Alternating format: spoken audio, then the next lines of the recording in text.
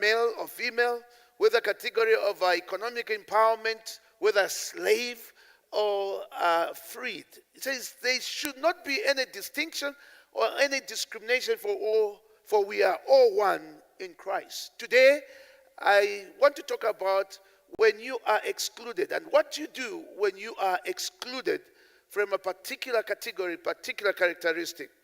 My recurrent thought is that life presents various forms of barriers to us. Each and every one of us, we face barriers, or we face barriers. However, in particular, in this text, we are talking about barriers, these particular women first. These 5 ladies first. But life presents various forms of barriers. But whatever the case, I would want to present to you, whatever the case, whatever forms of barriers that you face, we must learn to win in life. Whatever the situation, whatever the barrier, whatever the challenge that we face, instead of whining and complaining, we must have a position that I still must win in life despite the challenges. I still must win in life. So, have you ever been excluded from a system, from a class? Have you been excluded before from, a clique of people? Have you ever been excluded on the basis of your gender, on the basis of your color, on the basis of your nationality? Some of you, you've traveled to the Northern Hemisphere and you can even sense that sometimes you can be excluded on the basis of your color. In life, there are many times when people are excluded for various reasons. And when you are excluded, you lose certain benefits that you find in that particular category, in that particular class, where you are excluded from. You lose specific benefits. There are many forms of discriminations in life. There are many forms of discriminations that have happened and continue to happen in this world. Today's message really is not an expose on discrimination per se, but really to talk about what happens, what do you do when you have been excluded. Here in Malawi, there are nuances of discriminations that continue to happen. Discrimination is the unfair treatment of a people and groups based on traditions, based on characteristics or categories such as race, such as gender, such as tribe, such as nationality. The reasons people present for segregating or discriminating one against others are many. The reason why you may not have been included in a particular category are many. And I truly believe that if you've found yourself in that situation, you have come to understand the pain of being excluded. Others, you are excluded because of their identity or classification. You are such and such, therefore you don't belong. Their identity. Others are excluded because they are told, you can't be part of this special category. Imagine never being allowed to buy a property, buy a plot in the city because you do not belong to a particular class of people. That's segregation. That's a form of discrimination. Others are told you cannot be because you are different from them. You're a different gender. You're a different tribe. Sometimes you may be excluded because some people in that group, they think you don't deserve, or you don't qualify, or you are inferior. Therefore, you are excluded from that category. So today, when you are excluded, what do you do? But I must also emphasize that it is important for us to understand that there are some forms of acceptable.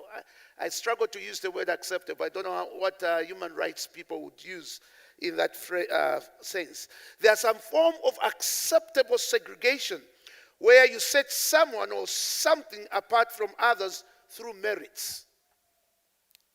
There is an acceptable discrimination. You discriminate one from the other based on merit. Specific professions segregate through merit. You can't be affirmed as a doctor. You can't be affirmed as an engineer if you've never studied, if you've never qualified as one. It doesn't matter what you do. You can use all manner of statements that you've been excluded, you've been discriminated against, but if you've never gone through school, you cannot be called a doctor. We should not even see you putting on a coat, going to the hospital pretending one. You will be a danger to society.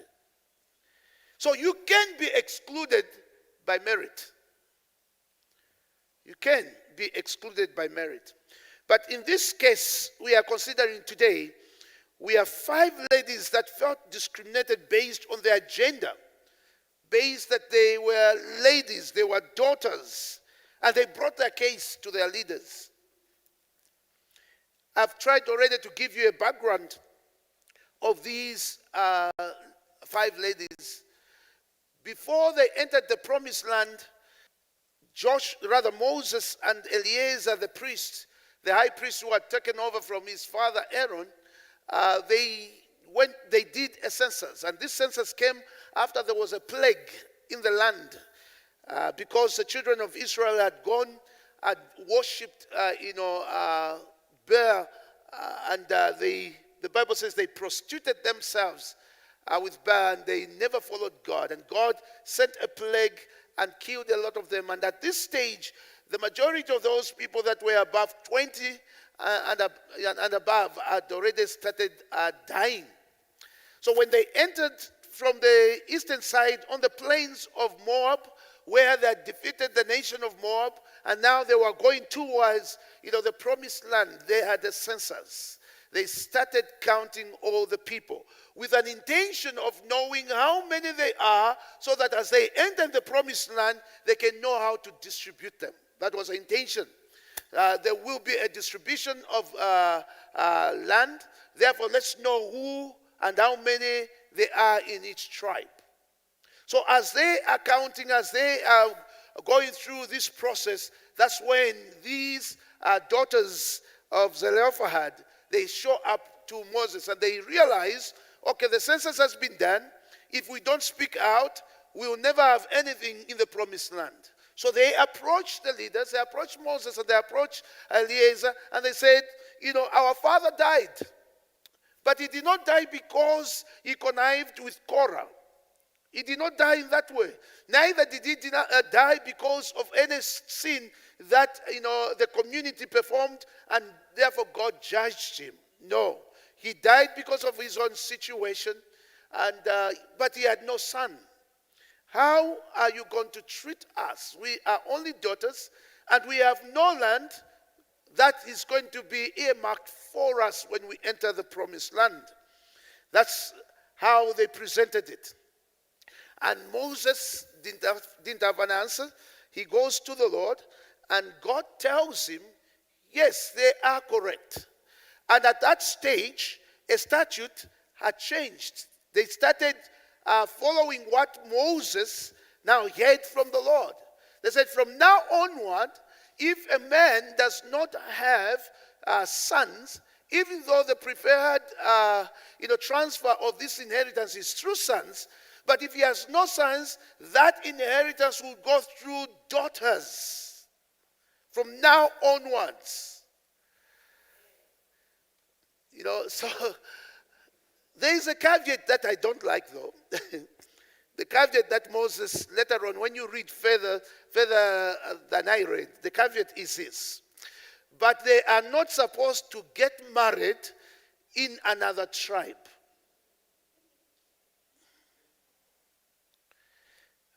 It's a caveat I don't like, but here is a reason. The reason is land was distributed per tribe. Each tribe was given a land. So if here is a daughter of Zelophehad has gotten a land and she gets married to another person from outside Manasseh, the likelihood is that land is now going to continue to pass on with that tribe, not Manasseh. So they said, no. We don't want transfer of inheritance through marriage. Specifically because they were trying to keep these pieces of land for specific, tribes. And they did not want, through a back door, piece of the land that is belonging to Manasseh ends up belonging to Judah. Through marriage. They did not want that. So they said, okay, here is an issue. You will be entitled to this transfer of inheritance. However, remember, when you get this piece of inheritance, this land, you shall not be required to marry from outside your tribe, outside your clan. Now, today the human rights people, they will say, Moses, you are even restricting where I marry? Okay, put that aside. Let's just look at this. This is a passage that we have today because these women felt excluded, felt they did not belong. And therefore they wanted to correct this situation. No one had done it before, and they wanted to correct the situation. And out of this passage, I want to bring 4 elements or 4 perceptions that caused these women to really be so determined to change the situation. So I want to quickly look at these 4 perceptions that the 5 ladies, the daughters of Zelophehad, brought before Moses. Number 1, perception number 1. And I would want us to emulate these perceptions. I hope you have these notes with you. Our audiovisual people are really struggling. Be visionary in your pursuits. Be visionary in your pursuits. Be visionary in your pursuits. These ladies were visionaries. They were futuristic. No one has entered the promised land. There is a census that is happening, and they sit down and say, imagine, we entered to the promised land, and we have no land. They were futuristic. They started thinking, what will the future be like? What will the future be like? They saw the trend, and they came up with a realization that the future would not be good. They would lose in the future. So they started having a perception to change everything. But they were visionaries. They were, people that would want to pursue something good in the future. So when you are excluded, one thing that you need to understand is to think, futuristic. Ask the question, how will this pan out in the future? What will happen to my children? What will happen to myself? What will be the reactions in the future? Okay, today I may say, Zekale Momwemo. But what of tomorrow? What will happen tomorrow? To my posterity, to my children. What will happen tomorrow? So you start thinking with the future in mind. They said, with this trend, we will have no name in the land. We will have no legacy in the land. We will have no history in the land. We will never be known. With this trend, we may end up just being a footnote in history. We want to change it. We want to challenge it. So they position themselves to change it. So really winning in life begins with having a compelling vision for your life. Winning in life begins with having a compelling vision. It may not be everything, you may not attain everything, but it's something that draws you. It's something that compels you. It's something that gives you energy. It's something that you say, no, this has to change. Winning in life begins with a compelling, vision for your life. Will life continue being the same way? Will my family continue being the same way? Will my nation continue being the same way? Until there is a compelling vision in life. That's when we start winning in life. If there is no compelling vision, we do not have even plans. We do not have goals. So winning in life is also sustained by effective planning and implementation of the goals that we set up. So the 5 ladies were planners. They thought, they imagined how the future would be, and they set out to change it. And they said, we know the place where we can have this change. It is with our leaders. They presented the case to the leaders. They presented a compelling case to the leaders. And the leaders said, this is difficult. We'll have to go back to the Lord. So they saw the problem in the future. And they set out details how to handle it. So I challenge each and every one of us. It doesn't matter where we've been excluded from. Whether we've been excluded in our business, whether we've been excluded in our clan, whether we've been excluded in our job. It begins first with a compelling vision of the future. We must be visionary